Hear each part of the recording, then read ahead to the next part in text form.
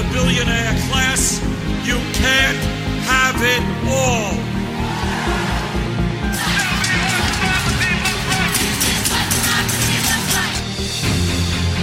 Ladies and gentlemen, thank you for joining us this week on the Evolution of Now. My name is Chris Robinson. I am here with my co-hosts, Jordan Speed, and also our senior UK correspondent, Michael Beswick. How are you guys doing this week? At some point, I'm going to have to stop being the senior UK correspondent. Hey, man, I think it adds something, you know? You're the senior UK correspondent and also the senior science correspondent, too, you know? I mean, you are the one with the master's degree in physics, just saying. Right. As the only one from Britain and the only one with a science qualification. Exactly. You know, well, you know, whatever. Screw you, Mike.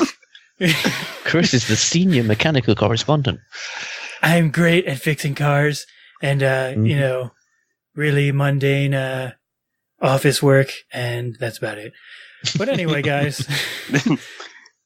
So how's your week been going, Jordan? I'm feeling pretty all right. I had no idea this intro lasted so long. Well, you know, whatever. Yeah, I didn't know. I thought it ended like how it normally does. Oh, I actually, it wasn't playing, by the way, for you guys. I totally forgot to turn it off for God you. Damn it. But yeah, it was like, I can't hear you over pretending it wasn't there, just like, yeah, when is this going to end? I totally spaced it. That's okay, guys. This professional work here, guys. The Evolution of Now.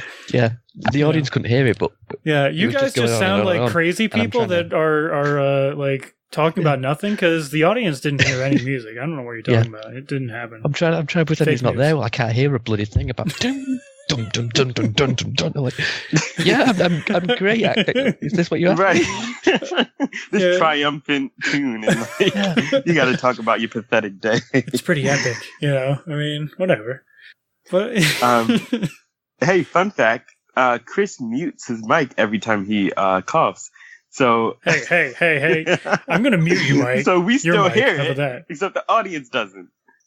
Yeah, he doesn't mute his mic on the Skype. He mutes his mic. I can't. On his own thing. The problem is I can't do it with the mixer board. I'd have to like turn a knob, and that's just too much. That's just too much. Oh, it's too much to do. I already have to press a button to mute myself to the stream, and then I have to turn a knob too. No way. It's too much. They're too rough for my dainty fingers. I don't have the stamina for that kind of thing, guys. I just don't have it.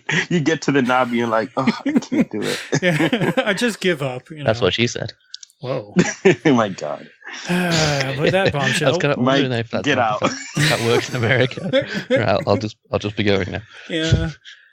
Speaking You're of like, that, that's what Americans like, right? Yeah. Speaking of that, there's all kinds of, you know, sexual harassment allegations being thrown around in the States these days. And, yeah. Whoa, that's some segue. And in the UK, too.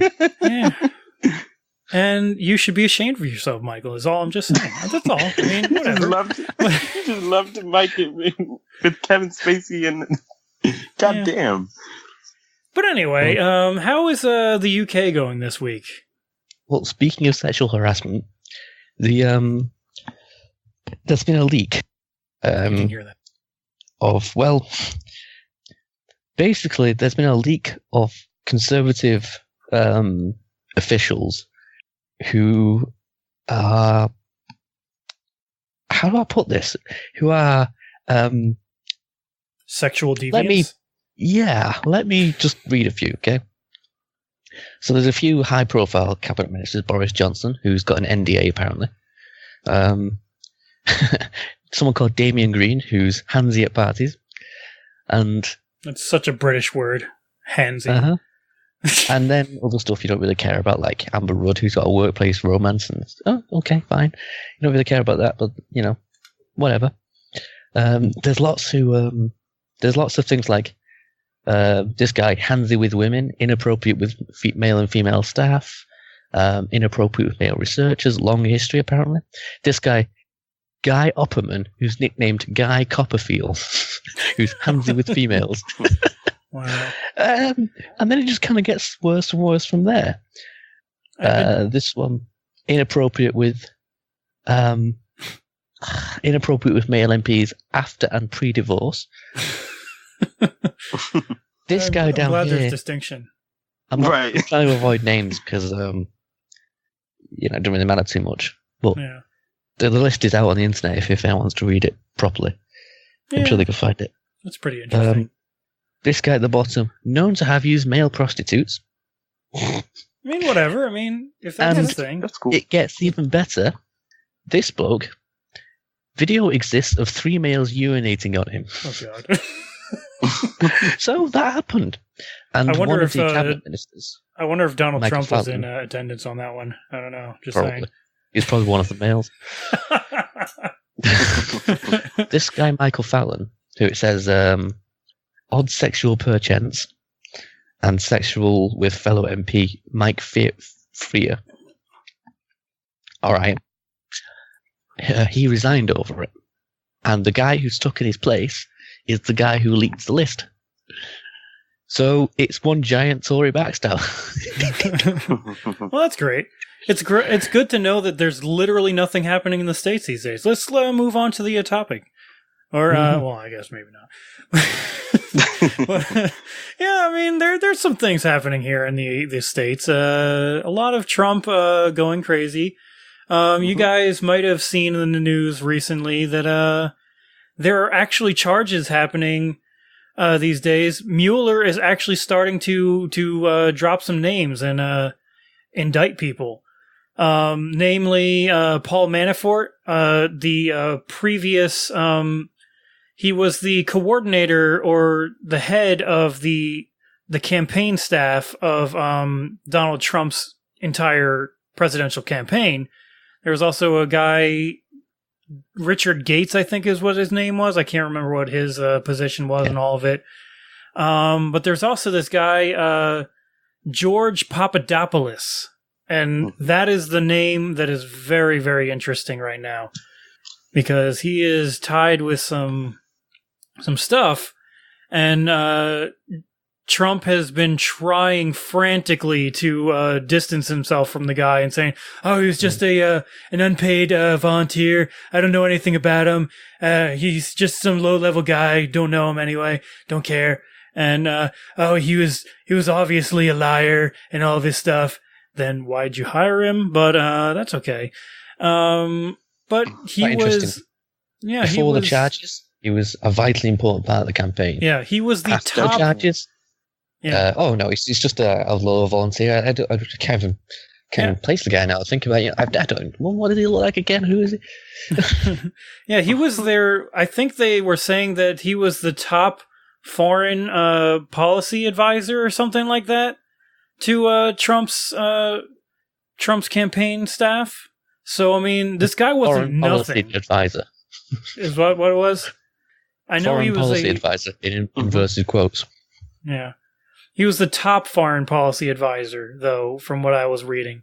So, totally no one, of course. But then Trump is just grasping at everything. Look at Trump. Look at Hillary. Look at the Clintons. Look at uranium. Please stop looking at me.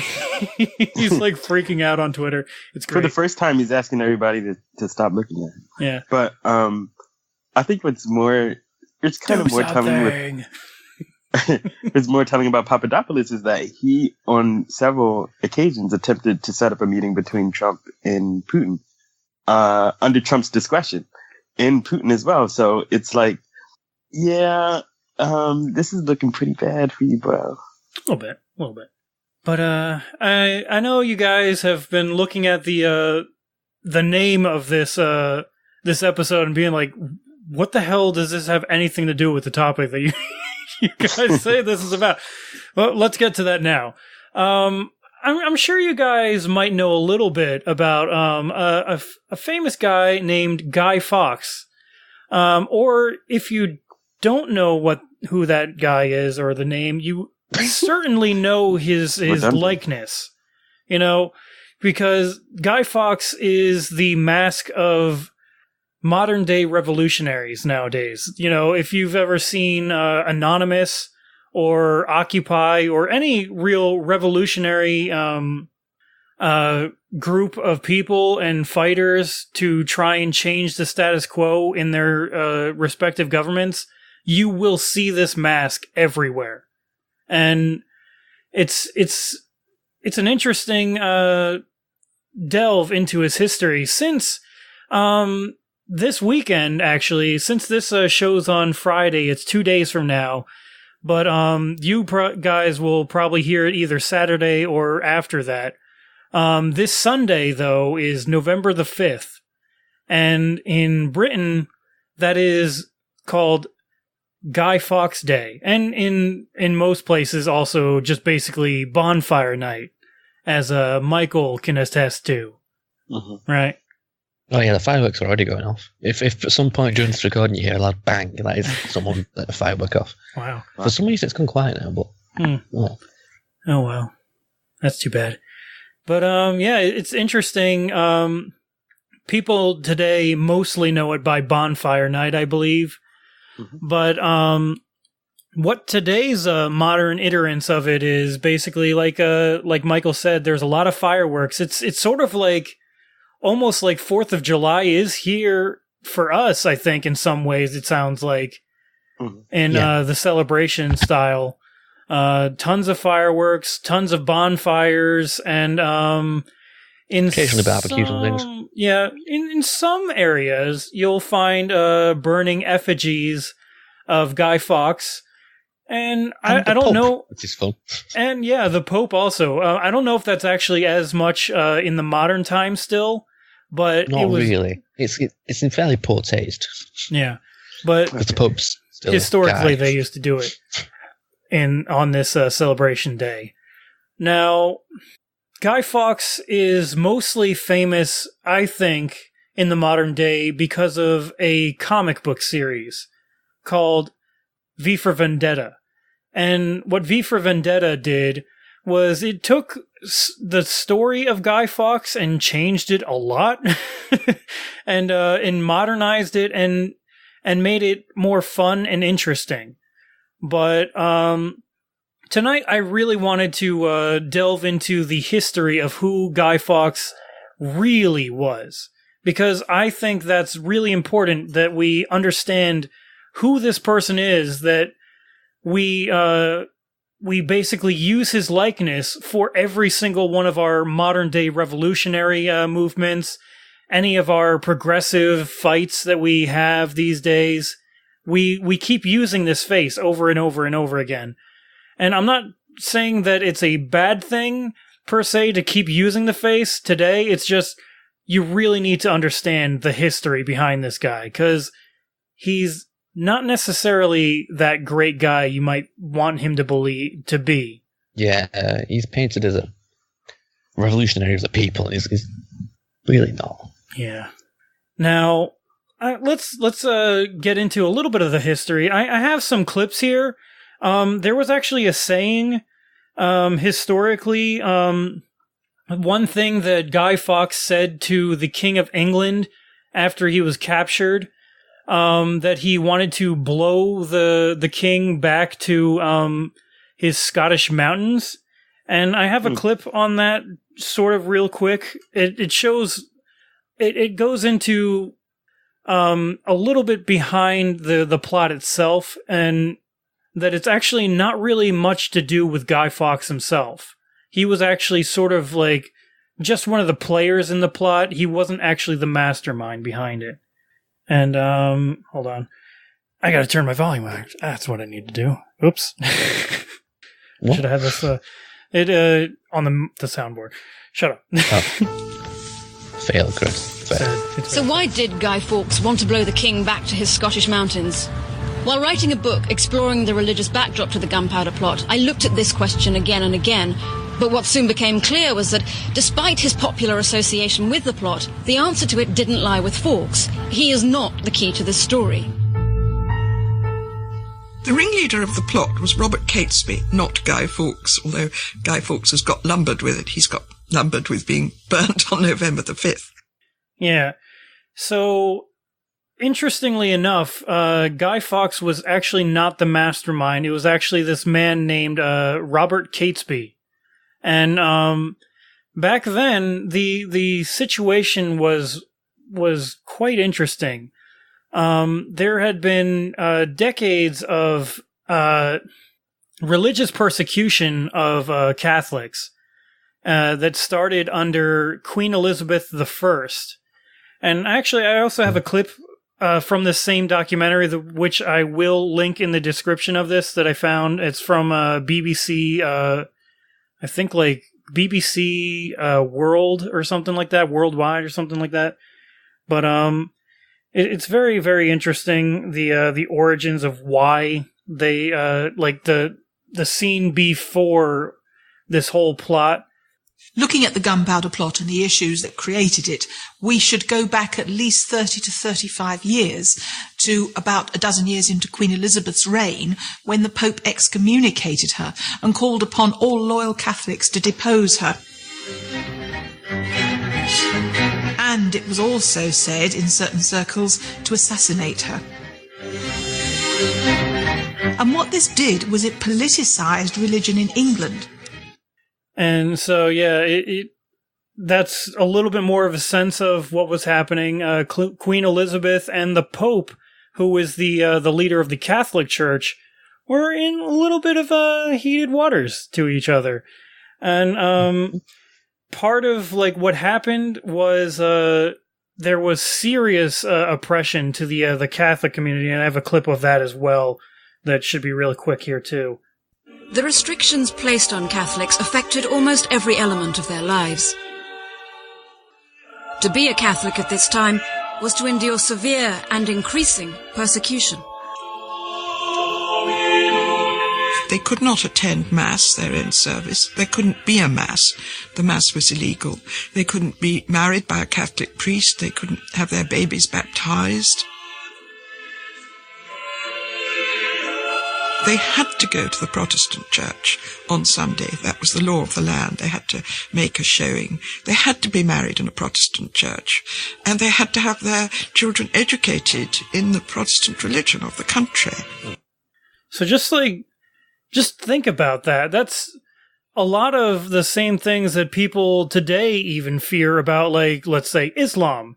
You know, where like they're fearing today about like, what if Islam took over and they instated Sharia law and you had to abide by their laws, their religious laws, and kind of that was actually what Britain was doing back then.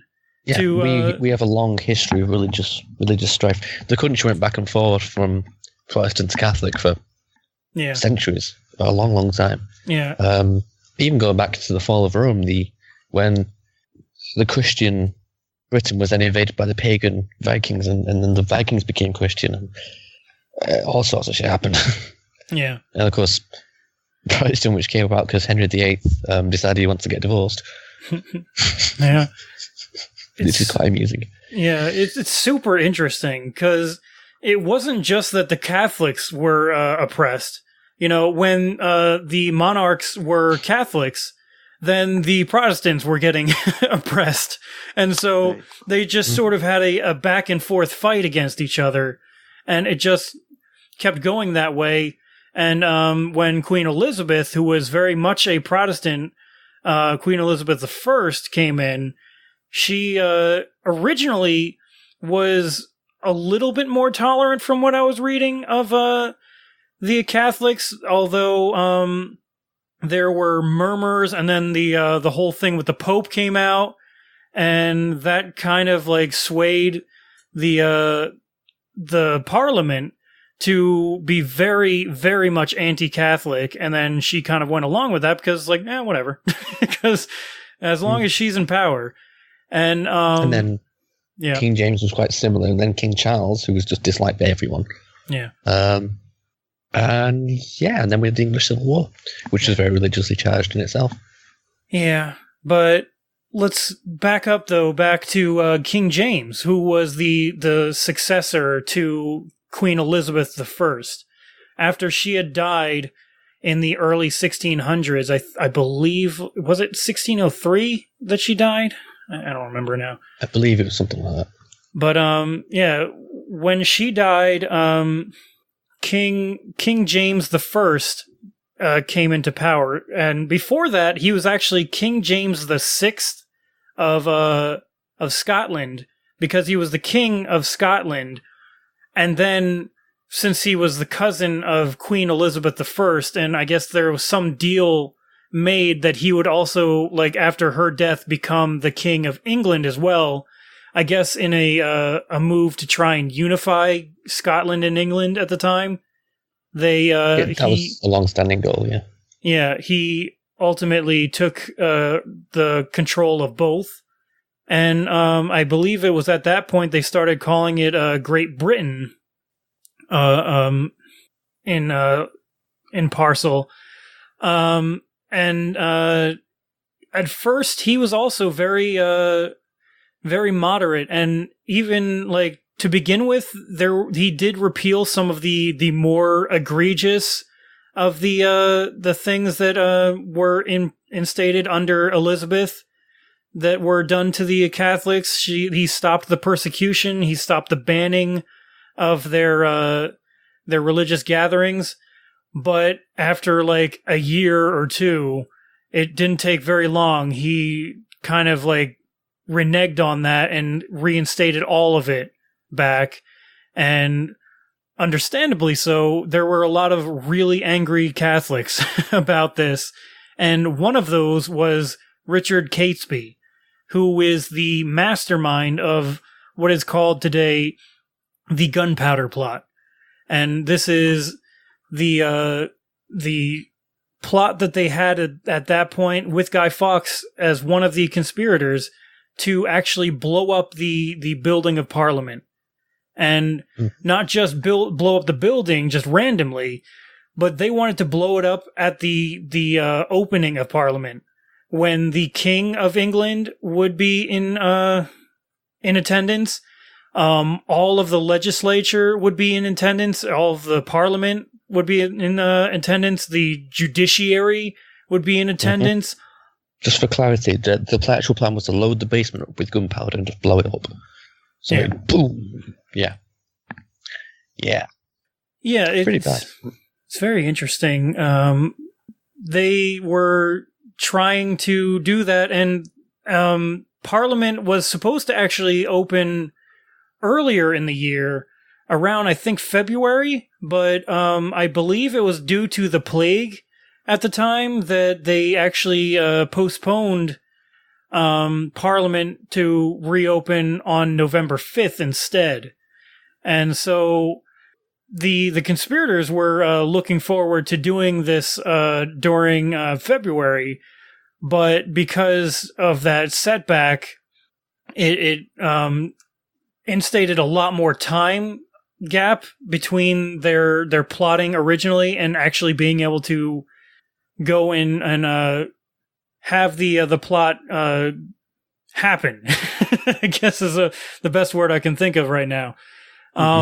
And the problem there is with time in these kinds of situations, time is actually not a good thing for a secret plot like this, because the longer you wait, the more time there is for people to find out what's actually going on. And also, you make mistakes and you talk too much, or exactly, people find out you're hoarding gunpowder, or you bring more people into the plot itself, which is what happened actually too.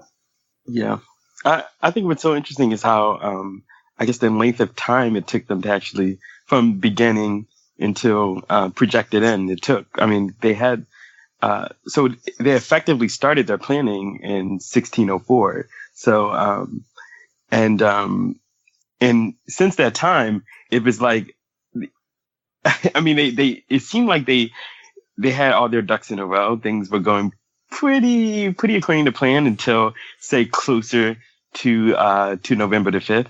And then that's when things kind of started to sour. That's when, some leaks happened, and which essentially, led to the finding of their plot.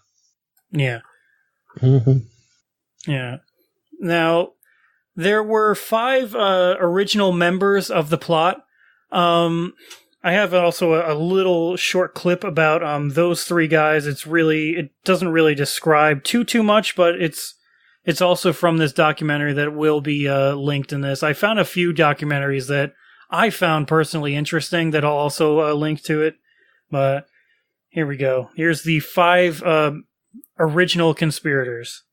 There were 5 core plotters: Catesby, Fawkes, and 3 others. Thomas Percy, the oldest of the group, soon to become a bodyguard in the royal household. Tom Winter, who was Catesby's cousin and right-hand man. And Jack Wright, who was considered to be the best swordsman in England.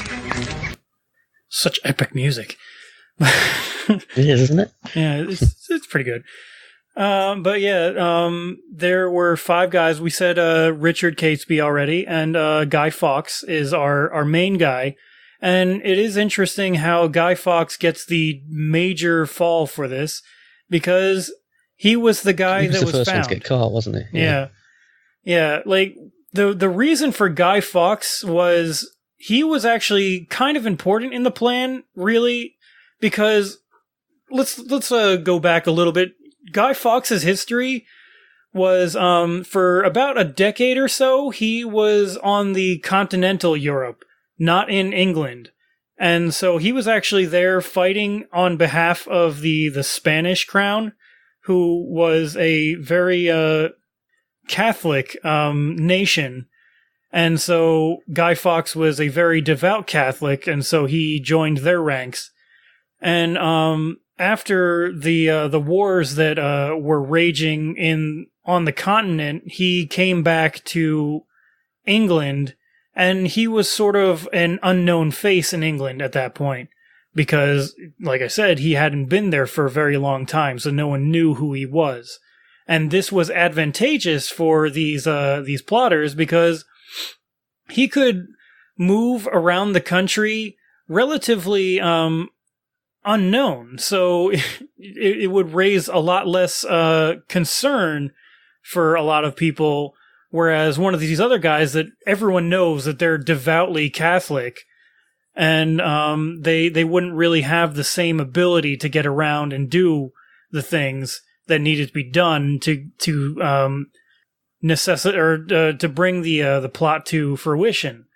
And so that was hauling barrels full of gunpowder, 36 all in total, to a cellar that they happened to actually rent underneath the very building of Parliament that they wanted to blow up.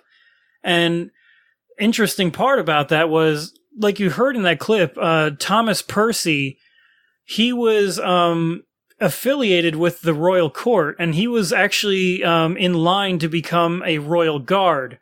So he had more permissions than most regular people did. And so he was able to go and rent this one little cellar in the basement of Parliament, which is where they used to store their gunpowder.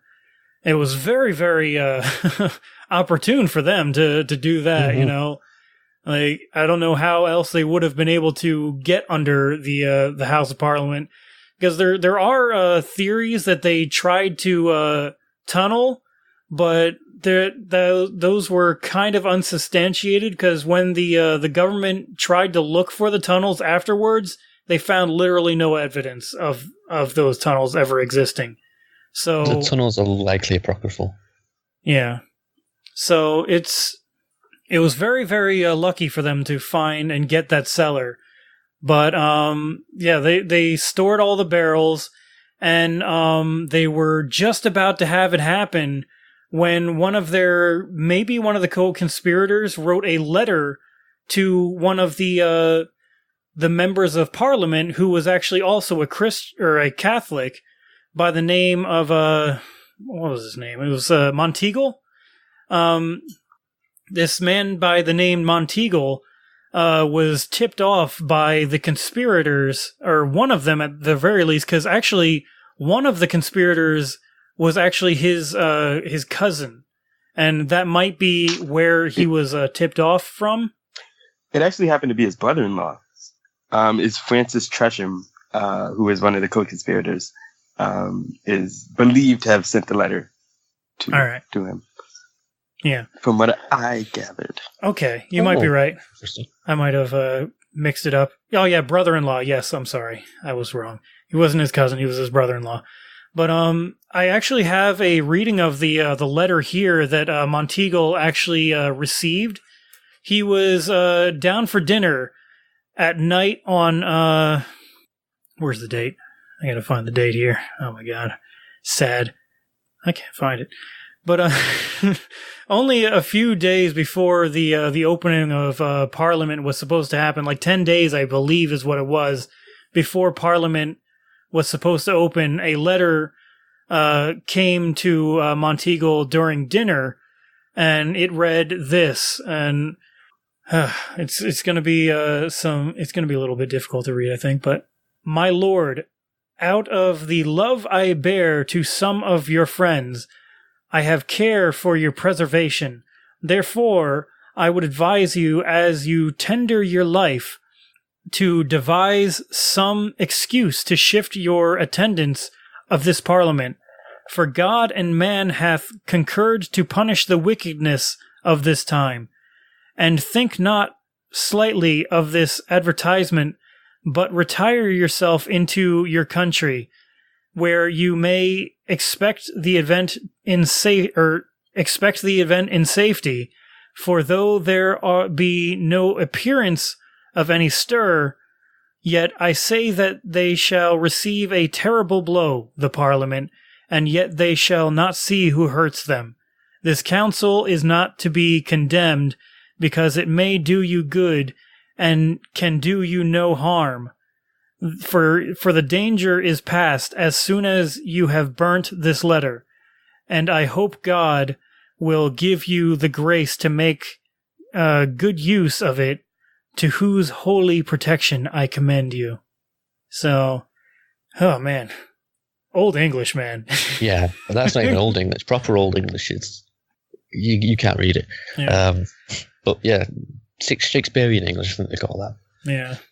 But yeah, he was tipped off, and I guess maybe if you think that this wasn't like, because there's a lot of different ways that historians are interpreting this. There's some think this might be like a tipping off that they wanted the plot to be found, and so they gave this cryptic letter to him so that he can then go to the authorities and expose the plot and prevent it from happening. But there's also just the possibility that one of the conspirators was like, you know what, I don't want this person to die. You know, like if it was this Tresham guy who was also part of the plot, he wanted his brother-in-law to live. He might have just tried to tip him off for that. But no matter what happened, Lord Monteagle brought the letter to King James's master and head of spies, Robert Cecil, who was a very much Protestant man who was very pro oppression of the Catholics, and he very much preferred to what's the word?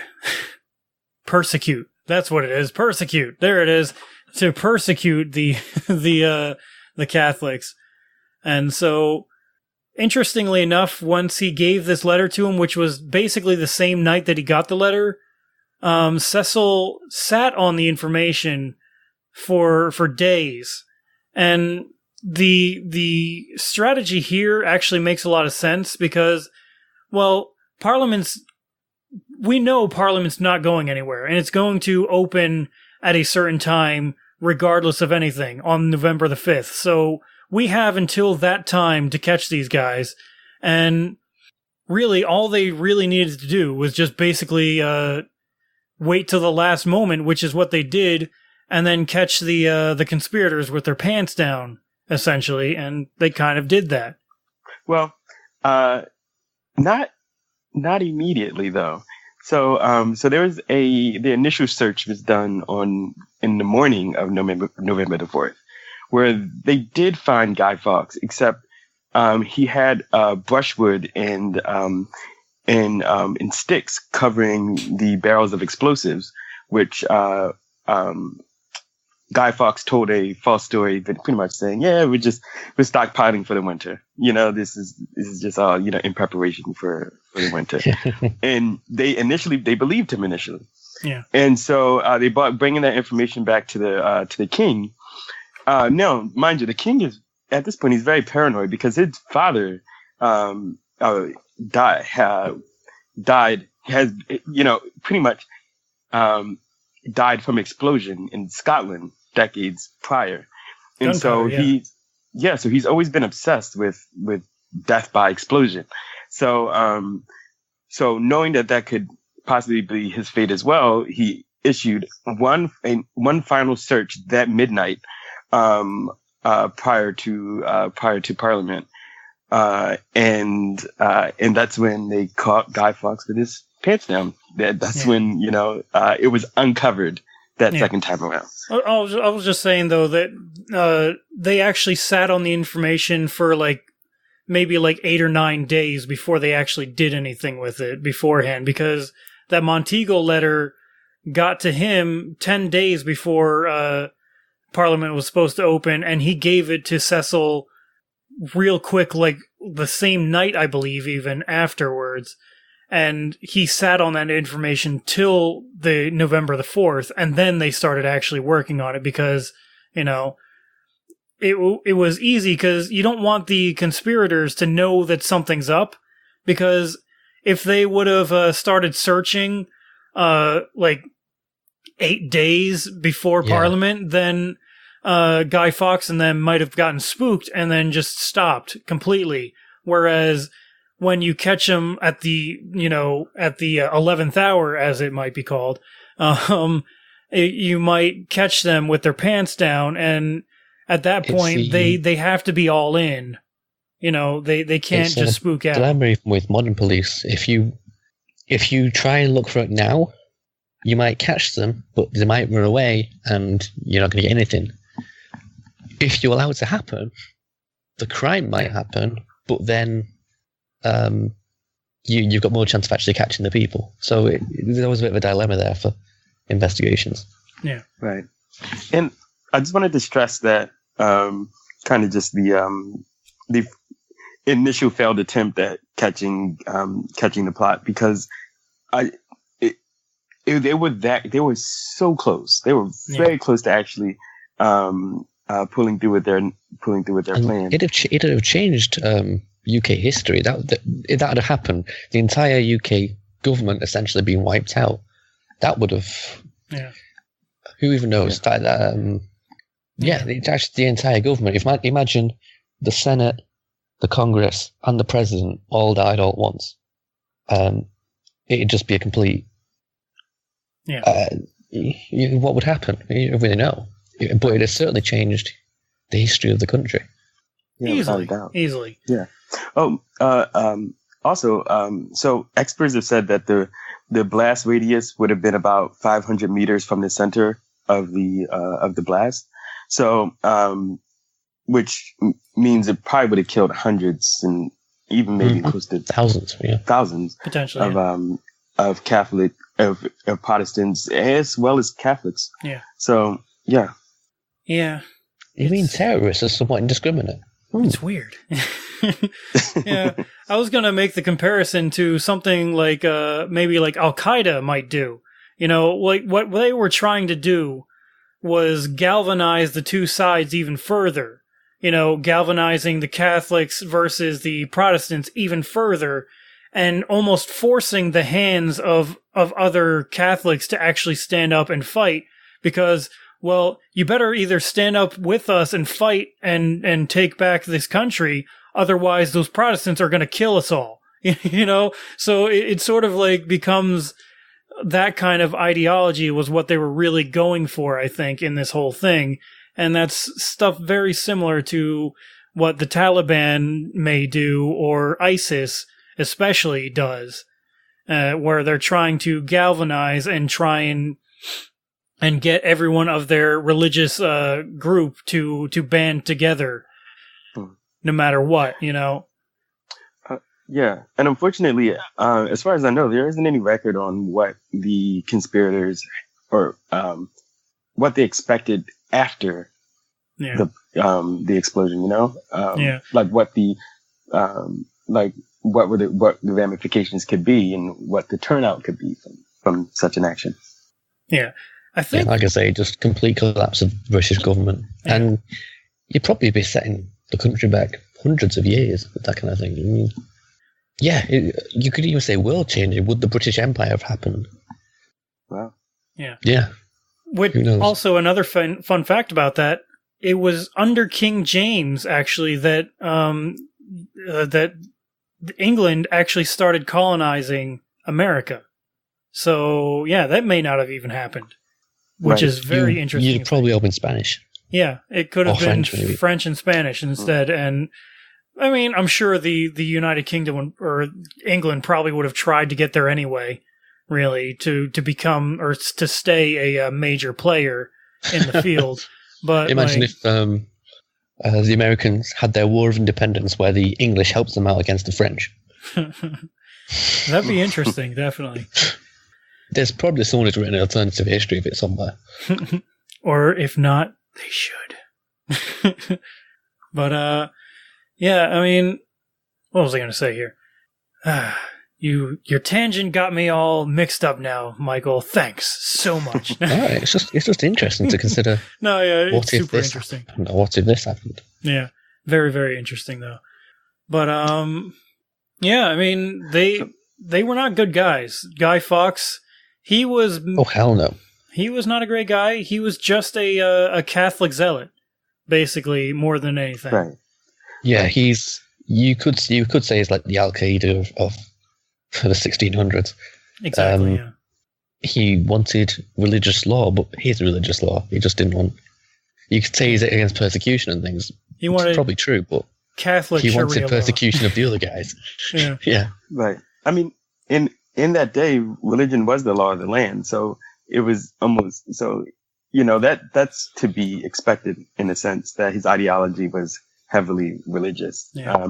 Except I felt it like, yes, Guy Fawkes in the rest of the members within his cohorts were not good people at all. But I'm not so sure. I'm not too quick to call them, villainous exactly, because I do identify with the fact that they did have a motive that maybe let's say the punishment doesn't necessarily fit the crime. Them completely exploding Parliament isn't necessarily the most rational, I guess, reaction to their oppression. But there was definitely I mean, I'm not too, I'm a little hesitant on necessarily just painting him as just evil. Could you say, by that same logic, does Al Qaeda have a reason to attack the US with terrorist strikes? Because the US bombs. I mean, you could say they have a motive because the US attacks them, but it's still, you still say they're villainous because they're attacking people. Yeah. That is very true. It's almost as if, I mean, they're not just killing the people that they don't like; they're killing other innocent people as well. Right. I think what gets me is the fact that, of course, they're villainous for sure. And of course, I mean, they are. Their actions were absolutely both sides. No, but I actually believe that applies. Yeah, that it actually applies in this. This here. So, I mean, we don't necessarily. Unfortunately, we're not necessarily talking about how Queen Elizabeth and how King James were villainous as well in their complacency and in their urging. To me, it's very much an Israel-Palestine thing. Yeah. There's just loads of dickheads on both sides here. Pretty much, yeah. It's all the anti-Nazi thing where Trump says, "Oh, there's fine people." No, everyone's a load of dickheads. Yeah. Yeah, especially in this case, definitely. Both sides were very, very much not good. And they were both exacerbating the situation. I mean... And like I say, eventually we ended up with the Civil War over this. It was quite tense. Like, what this actually makes me think of, actually, in some ways, is Republicans. You know? It's sort of like with this whole plot thing, these guys didn't really think it all the way through. It's like the dog chasing the bus and not knowing why they're chasing the bus. And once they actually catch the bus, now what do we do? You know? And Republican healthcare plan. Exactly. Desperately trying to repeal it for 7 years, and suddenly get to it, and well, what do we do now? Yeah. So these guys were basically saying, all right, we're going to kill all of the central government in one fell swoop. Great. And now what do we do? And they didn't really think all that much far. Like, what their half-baked plan that they had, at least, was that they were going to kidnap the son and daughter of the king, and then they were going to impose the king's daughter as a puppet monarch, I think was the idea that they were going with. And that also, that only happens if they get enough support to actually get enough people to do something like that. And that also supposes that they actually do succeed in capturing this person. And then that also does, mean that this person does then go along with their plot to become a puppet monarch as well. And it just, if you think about it, we're gonna kill all the central government. Question mark. Catholic superiority. It's like step 1, steal underpants. Step 2, step 3, profit. Exactly. But it was half baked. So these guys were just really Catholic zealots, and to be fair, they were subjugated, they were oppressed, they were persecuted, and that wasn't always pretty. But like we said, this did happen on both sides. So when the Catholics were also the reigning party and the major faction, they also persecuted the Protestants and did the same type of shit to each other. And so it just kept going back and forth. And fast forward to the plot, though. The plot failed. And once the plot failed, though, King James and his people announced the plot and how it failed. And this leads to today's modern form of Bonfire Night or Guy Fawkes Day. What happened that night, November 5th, 1605, the year of the plot, they started burning bonfires in the streets. And in 1606, the next year, they made it an official celebration. And almost 400 years later now, they still celebrate that holiday in Britain. And people don't know why. It's a lot of people, we just do. Bonfire night is you like bonfires, and you occasionally burn the man, and you like fireworks. Yeah. It's great. Yeah. And there's public bonfires and public fireworks displays. People buy private fireworks, have their own little bonfires and stuff, and you have parties, and famously it always rains the day after because all the smoke goes up into the air and then it rains. Interesting. I don't know if that's apocryphal or not, but I should probably know that. Sad. Mr. Science Expert, you don't know. Yeah. That's one of the things I probably should know, but I'm not sure off the top of my head. Maybe. That's all right. Fun fact. Flame-resistant furniture makes an excellent bonfire. Because it burns really slowly, which is what you want of flame-resistant furniture, but also what you want from a bonfire. Yeah. You do want it to last. Yeah. But, of course, there are injuries every year with fireworks. And of course. That's just going to happen. Bonfires and... People here in the States, every July, it just happens that someone's going to blow their hand off. It just always happens. It just always does. Yeah, it does. It does. Sadly. Or some idiot sets a firework. Or you get what happens. The fire service always bring in extra staff as well, because obviously. Yeah. Sorry. 2 stories. One time on my paper round, because I used to do a paper round around here, and this idiot old folks home, they were doing a fireworks display for the old people, which is nice. And all the old people are in the house, but it's got this big glass wall, so they could see the fireworks. Did like shoot them at the building? No, they shot them in the yard, but the yard is under a tree. Oh god! So obviously the firework went stuck right into this tree. And I saw this nurse just stand there for a look at it and go, run! And it blew up in this tree. Nice. It was soaking wet, so it didn't catch fire or anything, but it was just funny. That's good, at least. The second one was I was at a fireworks display, not a public one, at someone's house, and they lit the firework. And it's the same thing. You light the firework, the fuse, and you run into the house. You're not supposed to be outside. Not everyone does, but you're not supposed to. And the fuse went nothing. That's always the scariest part of so who's going to go out there and check it? Yeah, I would give it like 3 days before I would check it. Maybe not that long. But. Well, they actually did was like give it 10 minutes and then take a bucket of water out and douse it. Like from afar too, just like throw it at it. If you can. Yeah.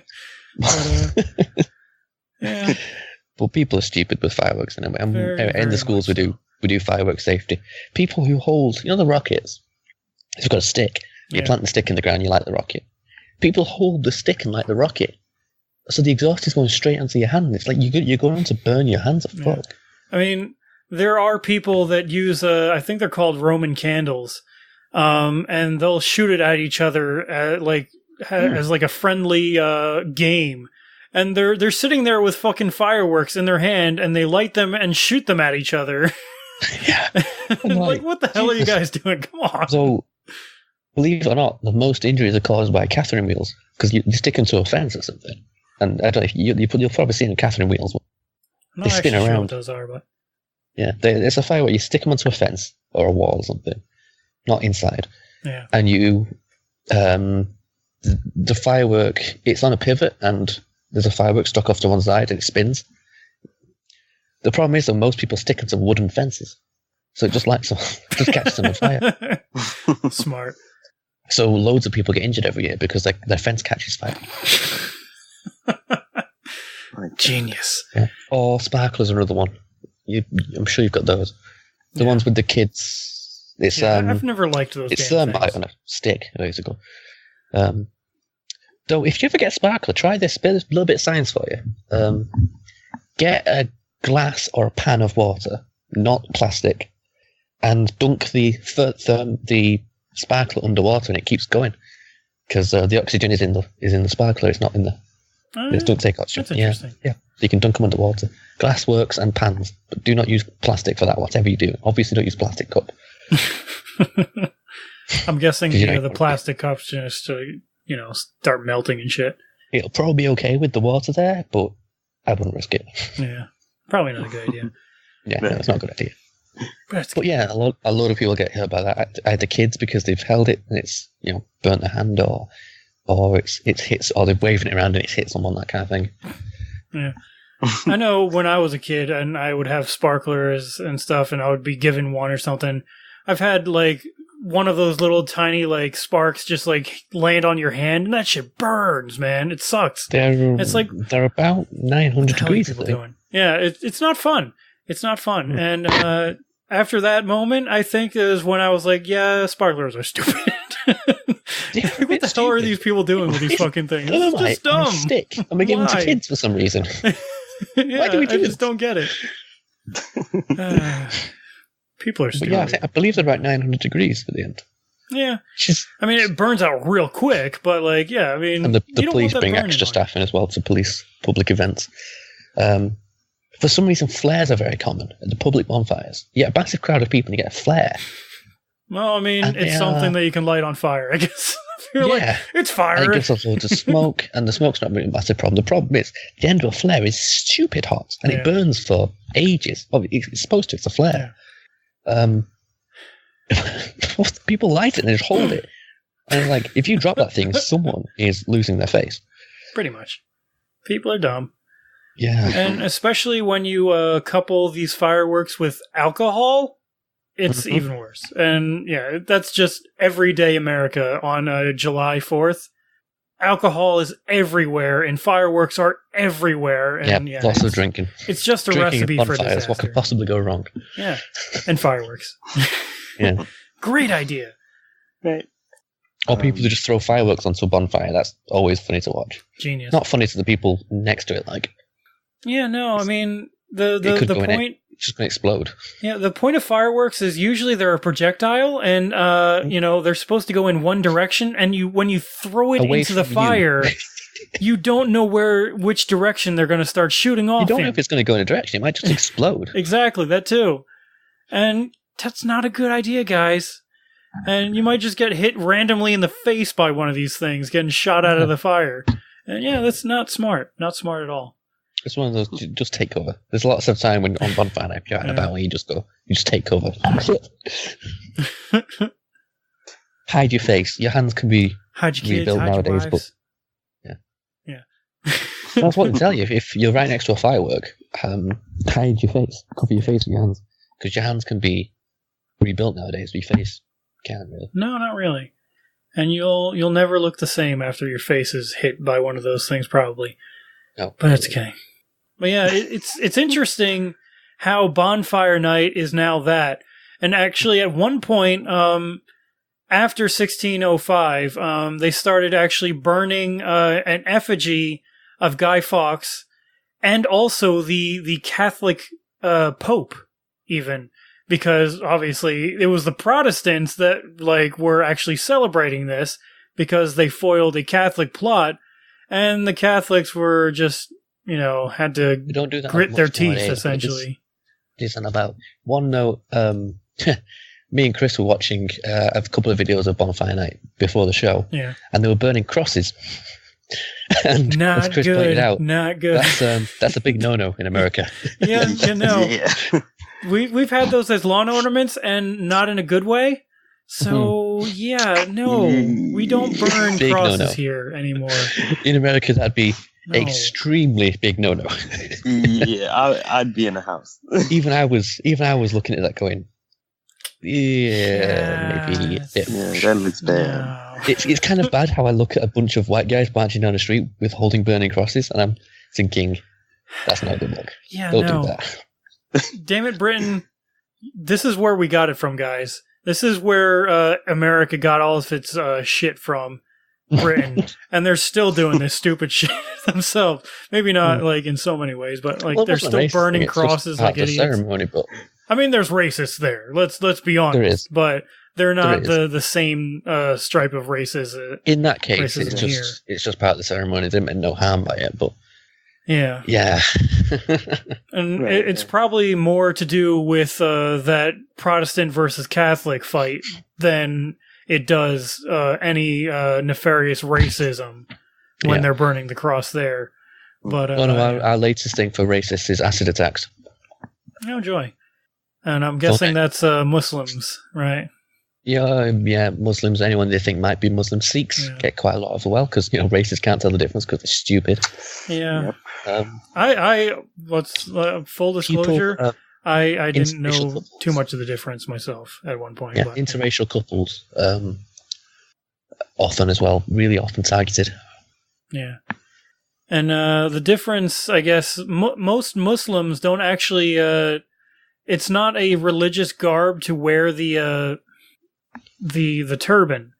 That's more of like a Middle East thing because they're trying to stay cool when they're wearing turbans. but it's not a religious garb for most sects of Islam, I don't believe. No, some of them do as a cultural thing, but the turban's more associated with Sikh cult system. And I believe, I might be wrong on this, and this might be my ignorance here. I think Sikh is from India, but I'm not entirely sure. So. Because I am just a bubbling white American moron that doesn't know everything about more into the world. I think it was unfortunately. But that's definitely a interesting topic that maybe we should cover at some point in the future. Is disseminating the different groups from each other. Yeah. Mm-hmm. But because racists can't tell the difference. Yeah, unfortunately, and it's not just racists that can't tell the difference. I hope I'm not considered a racist, but I sometimes can't tell the difference. Like, I actually care people that to try and find the difference religion without asking them. Yeah, he's black, he must be a Muslim, kind of thing. Yeah, or a Baptist. Is that the big one here in the States? I don't know. No idea. I don't know. Yeah, it's definitely. Yeah, Baptist is the big one. Yeah. But anyway, do you have something to add?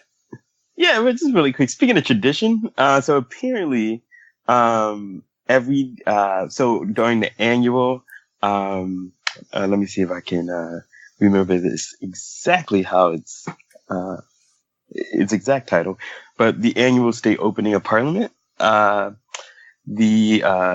yeomen of the guard, which I'm not too sure if I'm yeomen, I believe. Yeomen. Okay. They search. They're richer farmers. I believe they own land. The yeomen. In the old days, I think they were farmers that own land, but are not lords. They're not noble or anything. Oh, I see. It was quite a comfortable place to live, I believe, because as a yeoman, you're rich enough that you're not really, your food's secure. You're not worried about that stuff. You're not poor people. Jeez. But you're not a noble with all the responsibilities of a noble. Mm-hmm. Well, the yeomen, they search the House of Parliament to make sure there aren't any quote-unquote would-be conspirators hiding in the cellars. So that's that's the yearly tradition that still happens today in Parliament. Does Theresa May hide and they find her? Or that'd be fun. That'd be good. A nice little fun addition to it if Theresa May just started hiding in the House Theresa of May goes Parliament hiding somewhere. and no one cares. They just okay. And she's just there. She's there 4 weeks later. Are they gonna find me or what? Oi! Hey, where'd you all go? You were supposed to find me. Oh, she's down in the cellar, and she's like, "Okay, I'm just gonna come out and see what hey, why's the door locked?" No, Theresa May, she's still missing. And what are you going to do? Day 5, and Theresa May is still not found, and nobody cares. Anyway, on to the real news of the day. But, that'd be fun, though. I don't know. They could spice it up like that. And but going back to Guy Fawkes Day, just last little bits, I think, because I don't know how much more there is. These days, people usually, in some places, they will still burn effigies. Typically, it's more political in nature. Some of their victims, as it were. I believe I actually saw one that was supposed to depict George W. Bush, actually, at one of them. So, I mean, it's interesting that they would do that. And Mike, I really, really hope that they burn an effigy of Trump. I'm just going to have to say it. It's got to happen. It's got to happen. I'm pretty sure it's happened. Well, still, on November the 5th this year, which is only, for us, 2 days from now, I really hope that there's some video of it. And, yeah. I hope there's some Trump pinatas. I'm sure they have those everywhere, probably. I don't remember what country it was in. I remember seeing pictures of this one restaurant. Their bathroom stalls are depicting the faces and especially the mouths of like right-wing politicians here in the States. Oh, I wish I could remember where that was, but I remember that being a story like probably like sometime last year, and it was great. As I believe they had George W. Bush in there, and maybe even like Newt Gingrich and other things like that, and it was pretty amazing. But yeah. Did you guys have any extra tidbits that we didn't get to on Guy Fawkes Day and Guy Fawkes the Man and all that? Just that I find it a bit ironic when you get people wear the mask because he wasn't a big revolutionary, like he was just sort of a terrorist. Yeah. Now, by any definition. Do you not like the image of it? Or, because I don't know what the British perspective is on it, honestly. I don't tend to. You don't find many British people wearing it either. Yeah. Mostly it's like, when you started seeing it with, like, Anonymous and Occupy, did that bother you in some way? Not bother as such, but when I saw it, I was like, do you even know what you're doing there? I mean, he wanted to blow up the British government, which, okay, maybe you do, but... Right. Maybe a little bit. He was a Catholic theocrat. You know, he's not for the people revolutionary. He's a Catholic dominionist. Yeah. Right. He wanted the Catholics to rule everything. It's not really what you want to emulate. But, you know, it's the modern pop culture version of it is more V for Vendetta. So, exactly. Which is probably what they're citing when you wear those. Yeah. When you wear that. It's cultural appropriation. Yeah, exactly. Like you guys were just saying, like I think that's really what it is. Like people loved V for Vendetta as a comic series and in the movie, and that movie especially, I think, was what like made people like think like, oh man, that's a really cool mask, and we want to use that as our image. And it had literally nothing to do with the actual Guy Fawkes. It had more to do with V for Vendetta itself.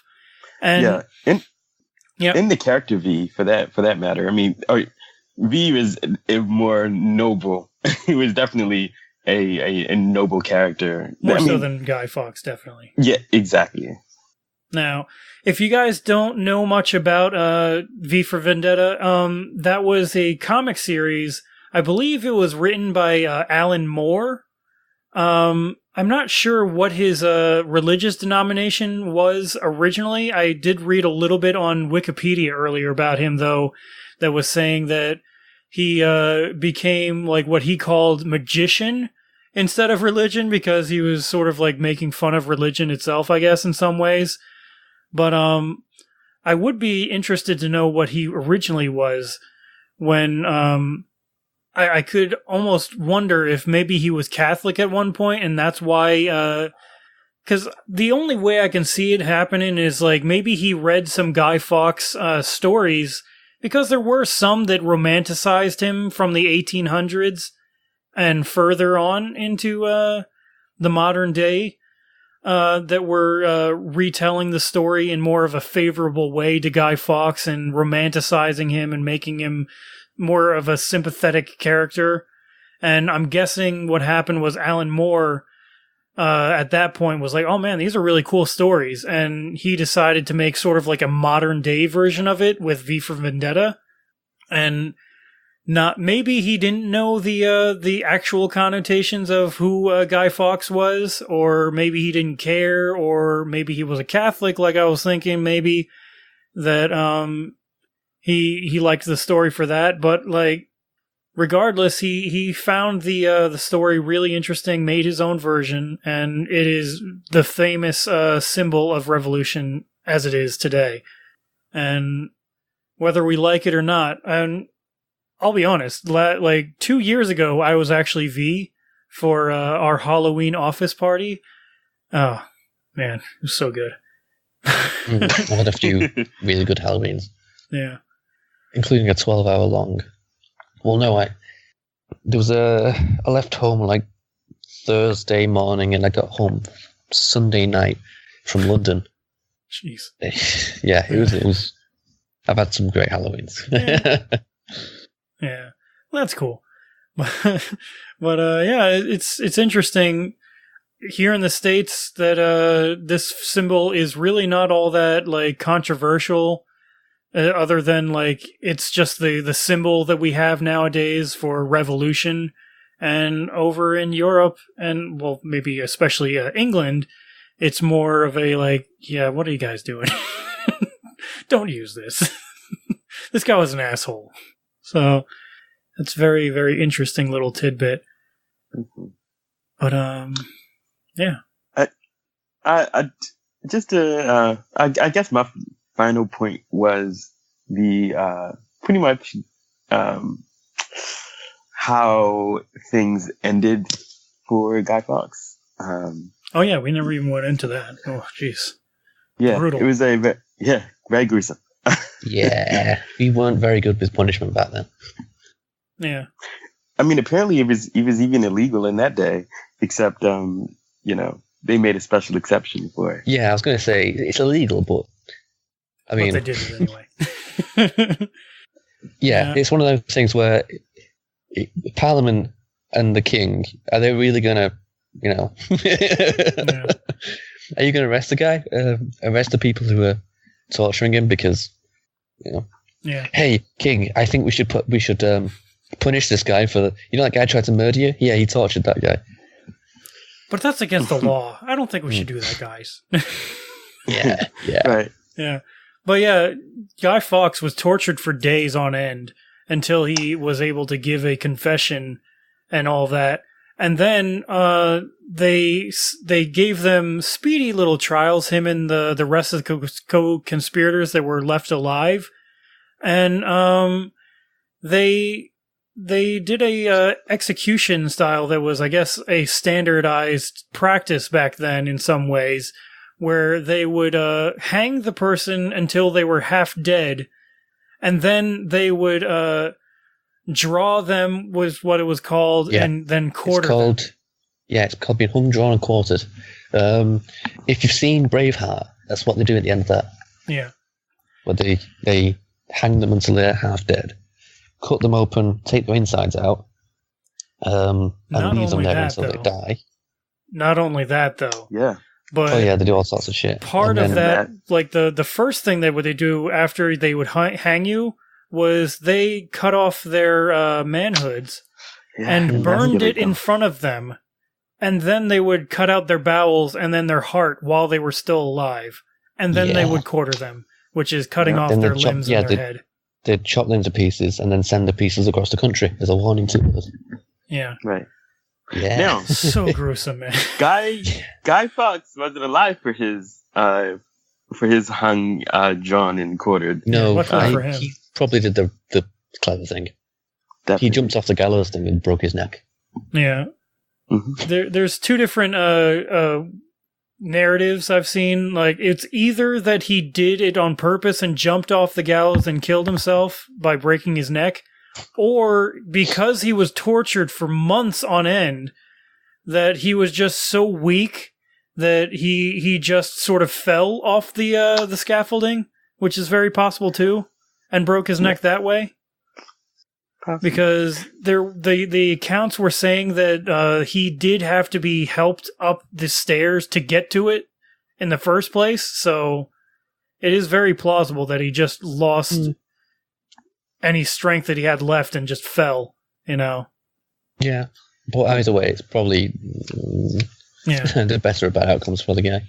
But they still drawed and quartered him after he was dead. So. Yeah, of course. Of course. Exactly. It's sort of like, having like a show and then the show like not happening and then the crowd be like, no, I still want the show. Yeah. You're going to still play the show. Yeah, these were public affairs. I don't care about You'd have crowds watching. Yeah. Mm-hmm. Even though they just saw other people have the same treatment to them right before him. But right. No, from what I gathered, it only took Guy Fawkes 2 days to confess to the other co-conspirators. Yeah. Of the plan. But apparently one of the torturing techniques that they used on him was called racking, which is they basically, they stretch him out. Yeah. They tie your hands and feet to ropes and then pull the ropes either with a mechanism or with horses. Right. Either they do it as a torture or it'd be an execution where they'd literally just rip people into 2 pieces. Yeah. And I was... Yeah, we were really good at torture and killing people in imaginative ways. There are some ways.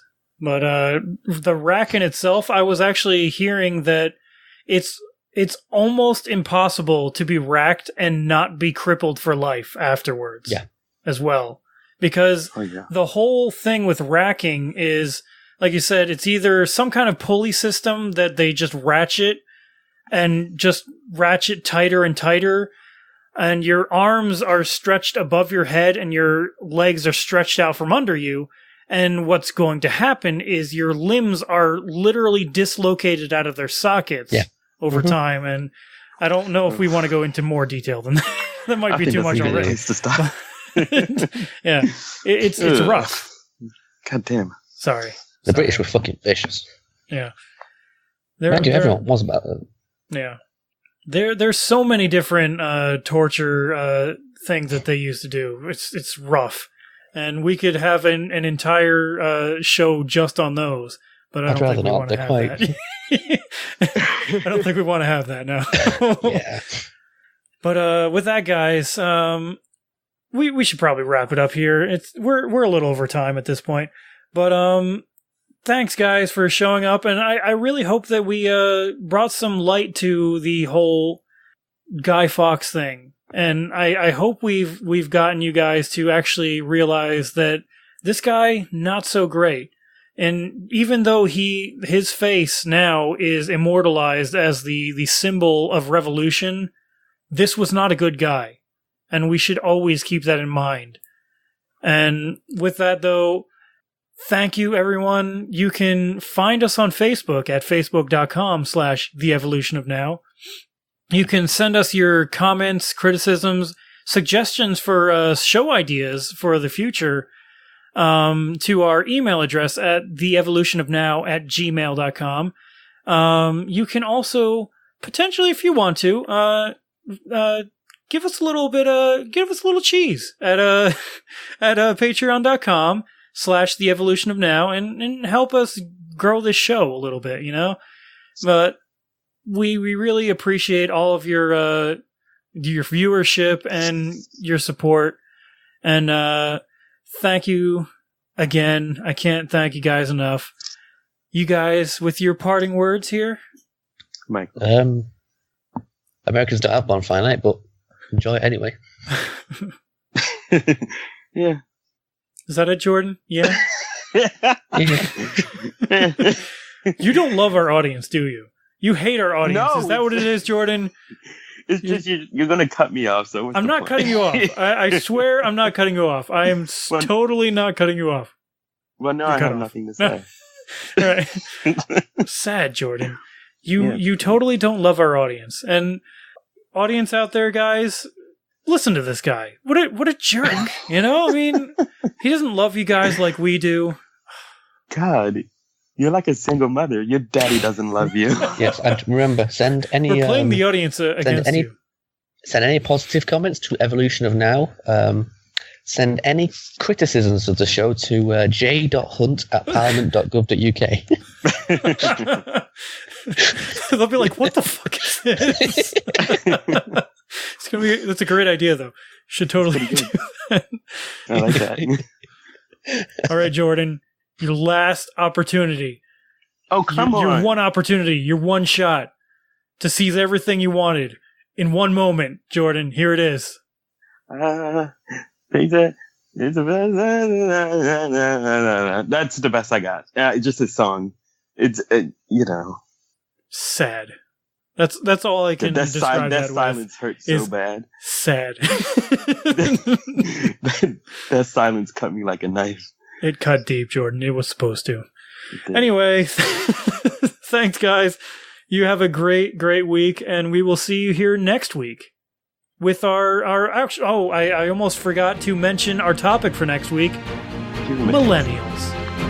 With that, what? Have a great week.